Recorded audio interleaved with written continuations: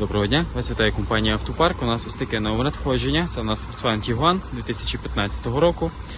2-літровий бензин на автоматі і з пробігом 153 тисячі кілометрів. Хороший збережений стан автомобіля по кузові, без царапин, без подряпин. Стоять у нас класні титани, новесенька літня резина у нас стоїть. По техніці теж обслужений, без нарікань, є теж всі записи обслуговування, що робилось, що не робилось.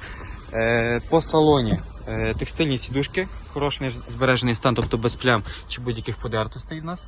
По комплектації, звичайно, автомат, вибір режиму їзди, електроручник, підігріви сидінь у нас теж є, круїз, мультикермо, датчики світла, датчики дощу. Ось така мультимедіа, теж у нас є камера заднього виду і парктроніки. Ось, хороша комплектація, хороший стан автомобіля, що по техніці, що по кузову.